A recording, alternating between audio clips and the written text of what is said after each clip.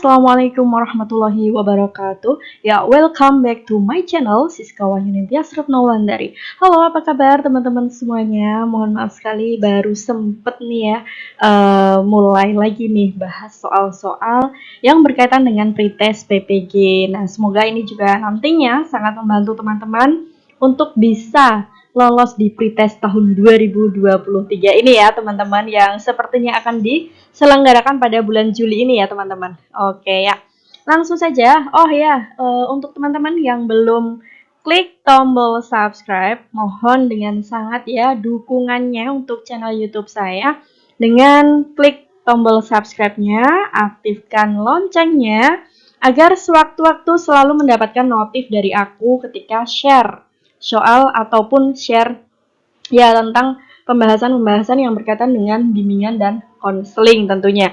Dan aku ucapin terima kasih banyak untuk teman-teman yang sudah selalu mendukung saya di sini ya. Tentunya saya semangat termotivasi belajar terus ya, dan juga membahas soal itu untuk teman-teman semuanya tentunya. Oke, langsung saja kita bahas ke soal-soal. Nah, di sini yang pertama ya, peserta didik sekolah menengah berada pada masa remaja. Pada masa ini, perkembangan fisik berjalan sangat cepat dengan ditandainya ciri-ciri primer dan sekunder. Di bawah ini yang merupakan ciri-ciri sekunder pada remaja adalah A. Menstruasi pada remaja wanita, B. Mimpi basah pada remaja laki-laki, C. Tumbuhnya jakun pada remaja laki-laki dan wanita, D. Perubahan suara menjadi semakin rendah besar pada remaja laki-laki. Nah, baik teman-teman, di sini ini ya bahwa dalam psikologi perkembangan peserta didik ataupun remaja khususnya itu akan ada beberapa perubahan dari segi fisik ya, terlalu baik itu nanti dibagi dari primer maupun sekunder. Di sini yang ditanyakan adalah kita langsung fokus saja yang sekundernya. Nah, ini yang mana dari sekunder ini? Oke. Nah, tentu saja di sini yang sekunder adalah ini, perubahan suara laki-laki biasanya ya. Dia akan secara sekunder dia perubahan suaranya akan jauh lebih besar dibandingkan saat dia masih usia-usia memasuki atau sebelum ya, pas masa-masa kanak-kanak dia masih suaranya kecil nih. Nah, pas masa remaja dia akan sangat berkembang pesat untuk suaranya berubah menjadi lebih besar. Oke, kita lanjut ya. Paham ya di sini teman-teman? Nanti kalau misalnya ada yang belum paham, bisa langsung di kolom chat komentar. Soal kedua terkait dengan ini ya. Ini sebenarnya sudah aku bahas juga di soal UP kemarin ya teman-teman. Sepertinya juga keluar soalnya di UP. Tina merupakan siswa kelas 10 di SMA Melati jurusan IPA. Sebenarnya Tina lebih suka jurusan bahasa karena nanti Tina ingin menjadi seorang translator profesional dengan kemampuan yang dimiliki. Tina masuk jurusan IPA karena mengikuti saran orang tua dan tidak ingin mengecewakan orang tua. Berdasarkan cerita tersebut, apa yang dialami oleh Tina? Apakah A. Identity achievement, ataukah B. Identity diffusion, ataukah C. Identity foreclosure, ataukah D. Identity moratorium. Nah teman-teman, ini berkaitan sekali dengan materi yang kita bahas berkaitan dengan krisis identitas atau identitas ini ya yang sifatnya memang krisis di usia-usia tertentu. Nah ini yang mana? Kita langsung menuju ke keyword terlebih dahulu, bahwa di sini si Tina ini ya teman-teman. Si Tina ini dia itu menyukai jurusan bahasa karena dia ada target setelah lulus ini menjadi seorang translator. Nah, Tina itu masuk jurusan IPA tapi itu dikarenakan mengikuti kemauan orang tua nih. Nah, artinya sebenarnya Tina sudah menemukan kemampuan yang dia miliki, sudah punya komit, tapi dia tidak bisa dia mengikuti orang tuanya untuk mengikuti saran orang tuanya untuk mengambil jurusan di IPA, bukan di bidang bahasa yang seperti dia inginkan di sini teman-teman. Karena apa? Dengan alasan tidak ingin mengecewakan nih. Nah, ini otomatis kisah ini yang dialami berada pada posisi C, identity foreclosure. Nah, oke, akan aku bahas kembali teman-teman yang berkaitan dengan ini. Sudah aku buatkan rangkuman ya. Rangkuman yang simpelnya tuh seperti ini teman-teman. Jadi kita perlu pahami bahwa ada jenis, ada 4 ya. 4 jenis krisis identitas, yaitu ada identity achievement di mana dia sudah melewati masa krisis dan sudah memiliki komitmen. Jadi statusnya sudah saya buatkan deskripsinya begini. Identitas yang dikarakteristikan oleh komitmen yang diambil setelah melewati masa krisis, yaitu periode yang dipakai untuk mengeksplor alternatif-alternatif lain. Nah, bisa dicontohkan di individu sudah menemukan apa tujuannya, kemampuan, atau kepercayaan dan dapat berkomitmen pada hal-hal tersebut. Nah, selanjutnya untuk yang jenis ini foreclosure, nah ini lebih ke krisisnya tidak dilewati, belum bisa gitu kan.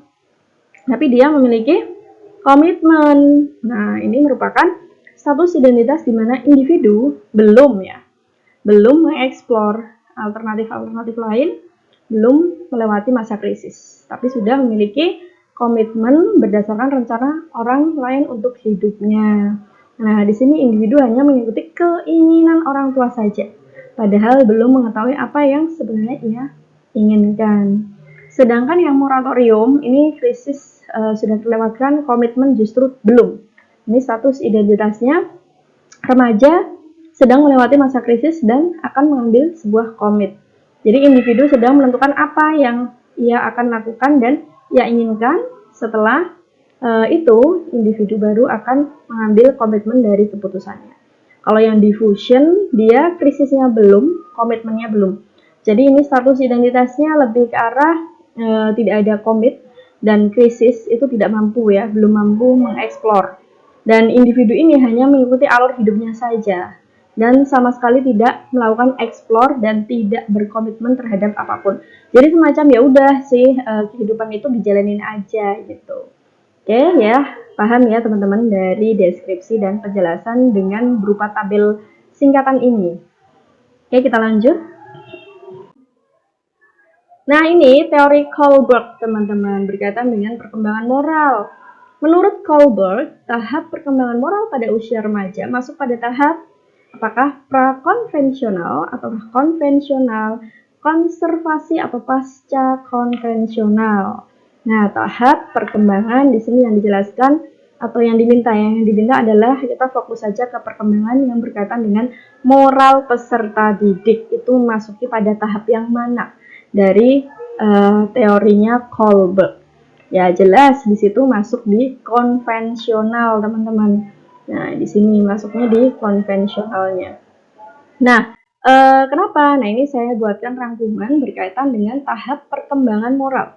Menurut Kohlberg terbagi menjadi 3 level teman-teman. Jadi level pertama itu ada prakonvensional, tapi orientasinya difokuskan kepada hukum dan kepatuhan atau relativis instrumental. Kemudian level 2 ini terdapat konvensional ya namanya, dan di sini orientasinya lebih kepada masuk kelompok baik atau orientasi hukum dan ketertiban. Kemudian level 3 ini post konvensional atau ya pasca sebenarnya ya, pasca konvensional. Orientasi kontrak sosial legalistik dan juga orientasi asas etika universal. Ini ya teman-teman yang perlu dipahami berkaitan dengan teori dari Kohlberg. Oke, kita lanjut ke soal keempat, profil perkembangan. Nah, di sini yang ditanyakan profil perkembangan agama peserta didik SMP di sini. Di bawah ini yang paling tepat adalah apakah dengan A, mengenali eksistensi sifat kemurahan dan keadilan Tuhan mulai dipertanyakan secara kritis dan ini ya skeptis, ataukah B, mulai menemukan pegangan hidup yang definitif, berarti berupa definisi begitu. Kemudian yang C ini percaya bahwa Tuhan itu ada, tetapi tidak mau menjalankan perintahnya, ataukah D, penghayatan kehidupan keagamaan sehari-hari. dilakukan atas pertimbangan iman dan takwa, teman-teman. Nah, kalau di posisi ini ya, berdasarkan perkembangan secara psikologis, anak-anak SMP, katakanlah dia anak SMP kelas 1, itu masa dimana dia memasuki remaja awal ya, teman-teman. Dia sudah selesai masa kanak-kanaknya di SD, memasuki ke tahap perkembangan dari remaja awal. Nah, biasanya secara kognitif atau mungkin secara di sini ditanyakan berkaitan dengan agama itu lebih kepada yang mampu mengenali eksistensi sifat kemurahan dan keadilan Tuhan mulai dipertanyakan. Jadi kayak menanyakan gitu ya, menanyakan di mana letak keadilan Tuhan gitu. Dan sifatnya sudah kritis tentu saja dibandingkan usia-usia anak-anak. Oke, kemudian kita lanjut.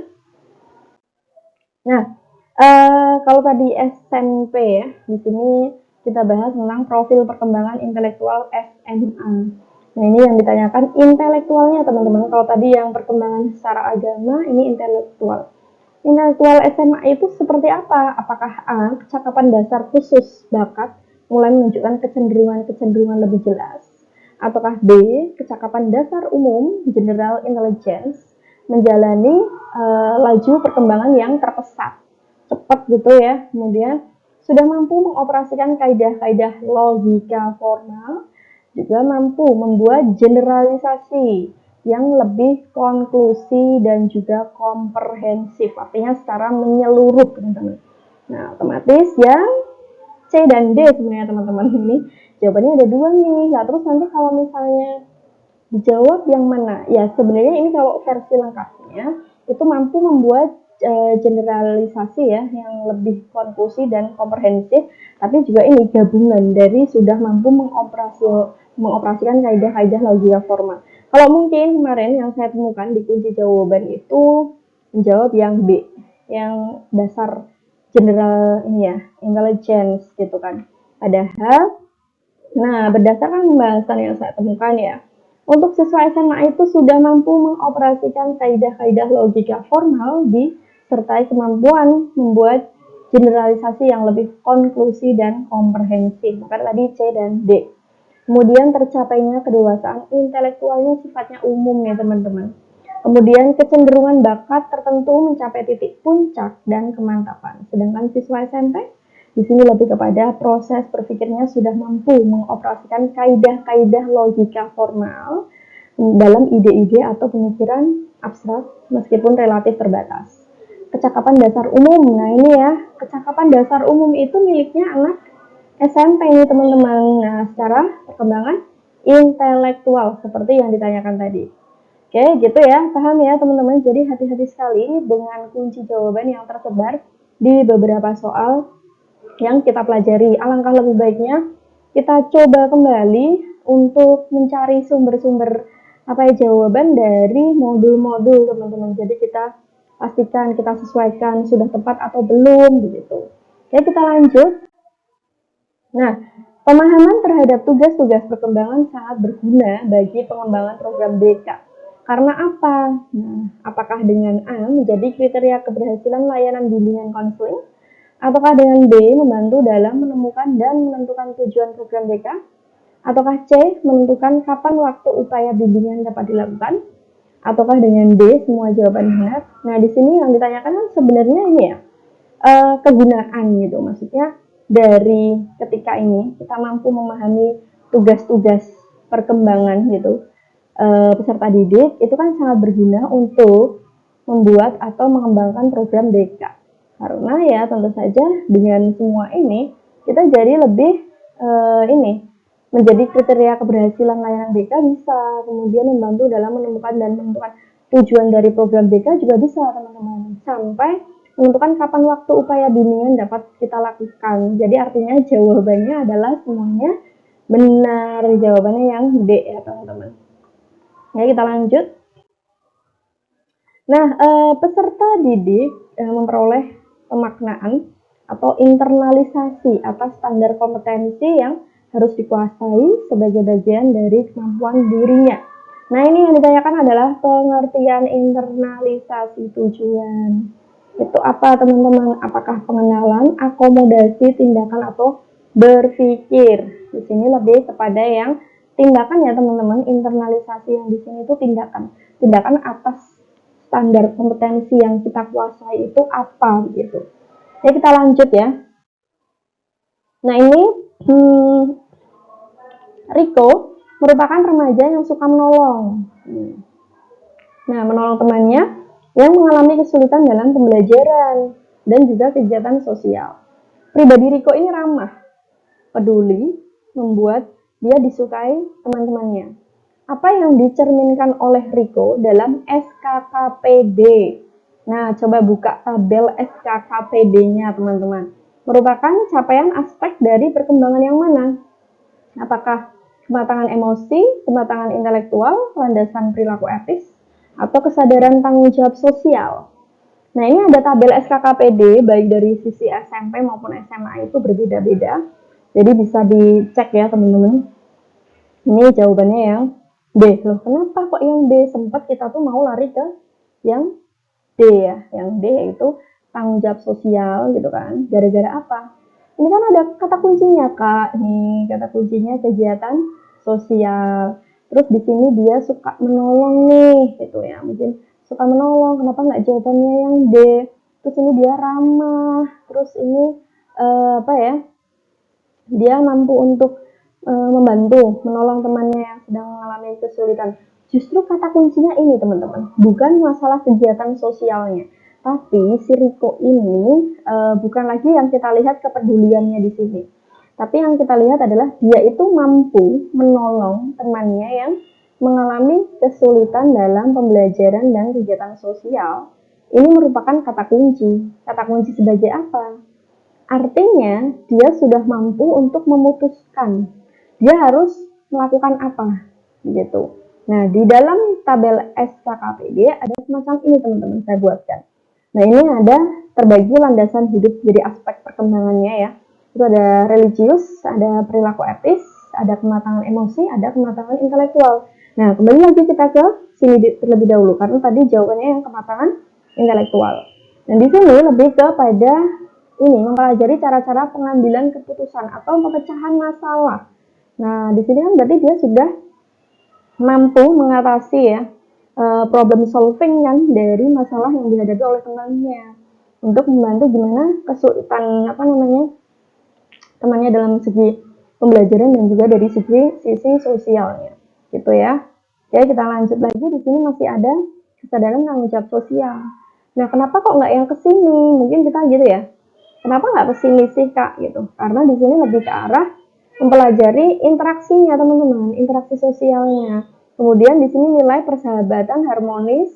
Nah, ini keragaman interaksi sosialnya dan sifatnya adalah interaksi dengan orang lain atas dasar ini kesamaan teman-teman. Artinya di sini ada semacam toleransi, demokratis, semangat kebangsaan, kepedulian, walaupun tadi ada kata-kata peduli gitu, sehingga kita membuat ingin kesini nih ke kesadaran tanggung jawab sosial, tapi konteksnya beda teman-teman. Di situ tadi Rico sudah mampu membantu temannya, artinya memecahkan masalah yang dihadapi oleh temannya. Nah, ini peduli sosial.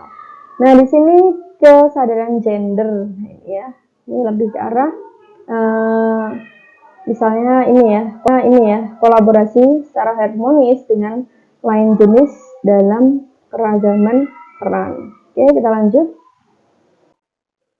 Nah, di sini konseli memiliki karakteristik yang berbeda satu sama lain.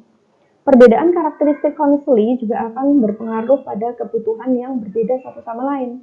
Untuk membantu konseli memenuhi kebutuhannya, guru BK perlu melakukan asesmen kebutuhan. Guru BK dapat melakukan asesmen kebutuhan dalam dua teknik. Nah, diingat lagi teman-teman, asesmen dalam bimbingan konseling itu terbagi atas dua teknik. Teknik apa? Apakah tes observasi, ataukah inventory dan skala psikologis, tes dan non-tes, atau tes psikologis dan non-tes? Ini jelas banget teman-teman, ini pasti jawabannya yang C. Karena tes dan non-tes di dalam bimbingan dan konseling assessment-nya. Oke, lanjut ya. Nah, ini memberikan informasi tentang efektivitas program sehingga dapat mengoptimalkan ya hasil, efisiensi, dan kualitas. merupakan tujuan yang dilakukannya. Tujuan dilakukannya apa ini teman-teman?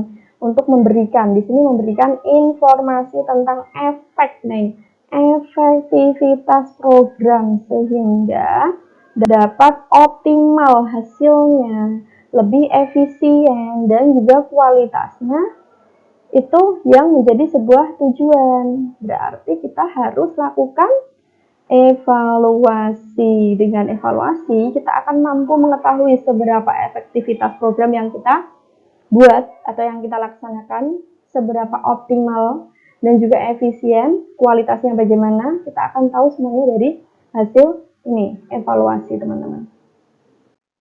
Selanjutnya, perhatikan beberapa pernyataan di bawah ini. Salah satu metode pengumpul data, nah kemudian terstandar, alat ukur yang objektif, alat untuk menyimpulkan. Nah, di sini berdasarkan pernyataan di atas, manakah pernyataan yang tepat mengenai pengertian tes psikologi? Apakah yang mana nih? Kalau tes psikologi nih teman-teman, yang C ya, yang C salah satu metode pengumpul data, jelas. Kemudian harus standar dan objektif, jelas. Kalau ini bersifat alat untuk menyimpulkan, salah. Jadi kalau udah ada angka 4 ini ya sudah, jangan dipilih. Ini juga bukan, ya. Jadi jelas. Oke, kita lanjut. Jenis, nah ini jenis-jenis tes intelijensi yang digunakan untuk mengukur anak usianya ini teman-teman. Fokus aja sih usia 5 sampai 11 tahun untuk jenis tes intelijensi yang boleh diberikan itu apa?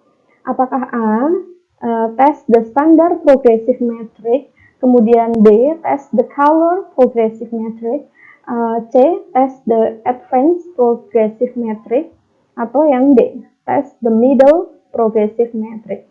Nah, ini sebenarnya sudah dibahas juga di beberapa video sebelumnya atau mungkin yang ikut kelas saya ya. Ini jelas banget teman-teman, kalau anak usia 5 nih. 5 tahun itu kan masih balita ya, maksudnya maksimal balita ya. Itu otomatis kita akan menggunakan yang namanya tes intelijensi tapi simple. Yang paling simple yang mana? Kalau ada kata advance, ini jelas enggak dong. Ini kan sudah tahapnya udah agak levelnya tinggi nih. Nah, kan. Kemudian standar jelas tidak. Sebenarnya yang paling tepat ya yang ini, color dengan apa ya, gambar-gambar, berupa gambar-gambar, namanya CPM teman-teman. Tapi saya ingatkan lagi, di kunci yang saya temukan di sini itu masih saja menjawab yang ini nih, middle progressive metric. Sementara saya buka di beberapa modul usia 5 sampai 11 itu masuk kategori yang CPM teman-teman. Jadi lebih hati-hati lagi dalam mencari jawaban ya teman-teman. Oke, kita lanjut ya teman-teman. Nah, ini masih seputar tes intelijensi. Di sini yang ditanyakan adalah yang dikembangkan. Yang dikembangkan oleh David Wessler, digunakan untuk orang dewasa nih. Nah, orang dewasa yang dikembangkan oleh David Wessler ini yang mana? Apakah tes WISC, ataukah tes CFIT, ataukah tes SPM, ataukah tes WISE? Nah, ini hati-hati. Sekali lagi kuncinya saya cari tidak sesuai dengan yang dikunci. Jadi ini untuk David itu jenis tesnya yang WISC teman-teman. Dikunci juga beda, bukan ini. Tapi ini jawaban yang tepat. Oke, kita lanjut lagi. Nah, ini pembahasannya sekalian biar teman-teman paham dan tahu langsung ya. Ini saya buatkan rangkuman berdasarkan jelas banget ya di sini. Nah, ini Wessler Intelligence Scale for Children. Jadi sebenarnya singkatan WISC itu singkatannya ini, sudah ada kata kunci namanya Wessler. Ini dikembangkan oleh David Wessler yang mempublikasikannya pada tahun 1939. Nah, ini untuk mengukur intelektual yang lebih sifatnya tuh global, umum. Tes intelijensi WISC ini digunakan untuk tes pada anak usia 8 sampai 15. Nah, tesnya terdiri dari tes verbal dan juga tes performance. Kemudian ada tes CIFT, lebih ke culture ya, berarti Culture Fire Intelligence Test. Ini tes yang dirancang dengan meminimalisir pengaruh kelancaran verbal, kemudian kondisi budayanya, dan juga tingkat pendidikan. Tes kecerdasan Culture Fire ini berusaha menghindari unsur bahasa teman-teman. Kecepatan, kemudian isi, ini terikat terikat oleh budaya, begitu dikembangkan oleh Raymond. Nah, ini Raymond. Kemudian selanjutnya tadi ada tes SPM. SPM itu standar progressive metric. Ini lebih ke dirancang oleh Raven ya. Ini direvisi memang beberapa kali direvisi untuk mengukur kecerdasan orang dewasa. Kemudian yang WISE. Nah, tadi itu jawabannya WISE di sana. Padahal WISE ini skala intelijensi Wechsler yang standar untuk mengukur potensi intelijensi subjek dewasa usia 16 tahun sampai 75 tahun atau lebih, yang penyajiannya itu secara individual, teman-teman. Oke, kita lanjut. Nah, observer tidak bisa melakukan observasi hanya secara tiba-tiba dan tanpa perencanaan yang jelas. Harus jelas apa tujuannya, bagaimana karakteristiknya, gejala-gejala apa saja yang bisa diamati, model pencatatannya, analisisnya, dan pelaporan hasilnya. Oleh karena itu, observasi harus dilakukan secara apakah dengan bertujuan dan tepat, sistematis dan cermat, sistematis dan bertujuan, atau cermat dan tepat. Pasti yang C kan, jelas banget, harus sistematis dan bertujuan. Kalau ini bertujuan saja sama tepat, tapi kalau nggak ada sistematisnya kurang pas ya teman-teman. Oke, kita lanjut saja. Nah, observer bisa jadi tidak mengetahui bahwa mereka sedang diobservasi, sehingga perilaku yang nampak diharapkan wajar atau tidak dibuat-buat, merupakan kelebihan dari observasi yang dilakukan secara apakah partisipan, berarti kita langsung ikut di dalam kelas itu, atau kuasi partisipan, ataukah non partisipan, ataukah sifatnya alami. Bahwa dalam observasi itu kan ada observasi partisipan dan non partisipan ya. Kalau kita tidak ingin mereka tahu kita observasi, ya kita harus melakukan secara non partisipan, maka hasilnya akan alami dan tidak dibuat-buat nih loh. Nah, keywordnya tidak dibuat-buat agar hasilnya tuh nampak wajar yang diharapkannya gitu. Nah, lanjut ke wawancara. Wawancara sebagai alat untuk mengumpulkan data yang tidak bisa dilakukan dengan metode lain. Ini kata kuncinya itu wawancara, itu dijadikan bahan ya sebagai pengumpul data yang memang tidak bisa diganti sama metode yang lain. Maka wawancara fungsinya sebagai apa? Apakah pelengkap, primer, kriterium, atau tersier? Tentu saja sebagai pelengkap metodenya. Nah, kenapa pelengkap? Nah, di sini saya buatkan ya, fungsi wawancara pada dasarnya digolongkan menjadi 3 golongan, yaitu sebagai metode primer, metode pelengkap, dan kriterium. Nah, hanya saja kalau yang metodenya ini, primer, itu lebih kepada wawancara dijadikan satu-satunya alat pengumpul data, atau sebagai metode diberi kedudukan yang utama dalam serangkaian metode pengumpulan data lainnya. Kemudian kalau yang ini pelengkap tadi yang semacam tadi, karena sudah tidak ada metode yang lain atau dengan cara lain, ya berarti kita gunakan metode pelengkap. Atau yang kriterium nih, kriterium itu yang semacam pada saat-saat tertentu metode wawancara digunakan orang untuk menguji kebenaran dan pemantapan suatu data ya, yang telah diperoleh dengan cara lain, seperti observasi dulu, kemudian tes, kuesioner, dan yang lainnya. Nah, ini digunakan untuk keperluan semacam metode wawancara akan menjadi segi sisi pengukur atau kriterium gitu, atau kriteria sebenarnya. Oke, kita lanjut. Sosiometri ini teman-teman ya, sosiometri ditujukan untuk meneliti hubungan antara anggota kelompok dengan anggota lainnya dalam suatu kelompok, ya kan? Dengan demikian, sosiometri dapat digunakan untuk hal-hal yang berikut ini. Apakah mengikuti pertemanan peserta didik di kelas, menyelidiki kesukaan seseorang, menyelidiki perilaku anggota kelompok, atau menyelidiki ada tidaknya sikap dalam kelompok, yaitu yang C, menyelidiki perilaku ya teman-teman. Jadi kita pengen tahu perilaku anggota kelompok itu seperti apa dengan menggunakan sosiometri. Ya, kita lanjut. Angket dan skala psikologis pada hakikatnya merupakan jenis instrumen yang berbeda. namun sering dianggap sama oleh sebagian orang. Perbedaan angket dan skala psikologis terletak pada A. Data yang diungkap angket berupa konstruk psikologis, sedangkan skala psikologis mengungkap data faktual. Kemudian yang B, hasil data angket perlu dilakukan uji reliabilitas, sedangkan hasil data skala psikologis bisa langsung digunakan. Atau yang C, angket bisa digunakan untuk mengungkap banyak hal, sedangkan skala psikologis hanya mengungkap satu atribut tunggal. Ataukah yang D, angket digunakan untuk mengukur aspek afektif, sedangkan skala psikologis digunakan untuk mengukur aspek dari sisi kognitifnya. Nah, ini angket antara angket dan juga skala psikologis. Hakikatnya gitu, instrumen ini tuh kan beda. Nah, kemudian perbedaan ini terletak di bagian yang mana yang ditanyakan, yaitu di C. Angket itu bisa untuk mengungkap banyak hal, sedangkan psikologis itu hanya untuk beberapa hal saja, tunggal gitu. Selanjutnya, Pak Rudi sudah mengabdi menjadi guru BK selama 15 tahun. Sebagai guru BK yang kekinian, Pak Rudi selalu mengikuti perubahan zaman.